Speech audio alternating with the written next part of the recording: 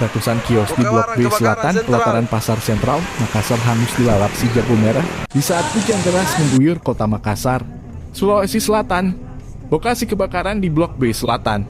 Data kami potensi kios terbakar 931 kios. Kios ada pakaian, gorden, semuanya bahan tekstil. Ujar Direktur Utama PD Pasar Makassar Ihsan Abdul Hussein di lokasi kejadian, Selasa 27 Desember 2022 malam. Ia mengatakan mendapatkan laporan kejadian sekitar pukul 19.00 WITA dan langsung melaporkan serta berkoordinasi dengan Dinas Kebakaran dan Polres Pelabuhan, serta melaporkan ke Wali Kota Makassar Muharram dan Pomanto untuk penanganan bencana. Mengenai dengan penyebab kejadian, kata dia, belum mengetahui pasti dan masih dalam penyelidikan aparat kepolisian terkait kejadian itu.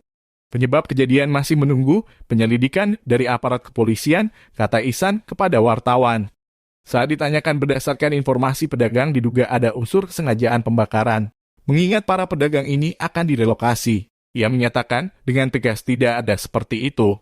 Saya kira kita jangan berspekulasi, yang jelas kami dari PD Pasar tidak ada seperti itu. Tidak ada dari kami dan pemerintah kota berpikir seperti itu.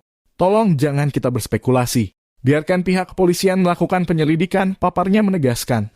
Usai kejadian ini, apa langkah yang diambil PD Pasar untuk mencari lokasi baru bagi pedagang korban kebakaran itu, kata Ihsan masih akan dipikirkan.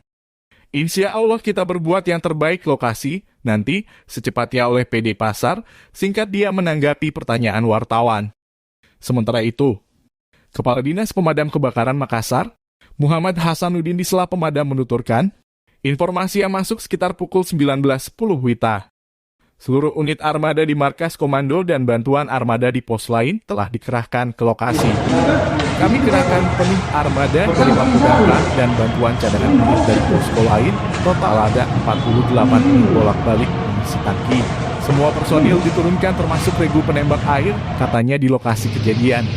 Saat proses pemadaman api, kata dia sedikit terhambat oleh banyaknya orang dan pedagang lalu lalang mengambil barang-barang dagangannya.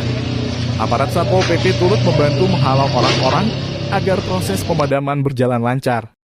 Banyak orang ambil barang-barangnya, kita khawatirkan kios mudah rubuh karena bahan gampang terbakar, bahannya kayu. Penyebab kejadian masih diinvestigasi polisi. Data sementara 899 kios ludes terbakar. Tidak ada korban jiwa, luka bakar, dan luka goresan saat kejadian, katanya.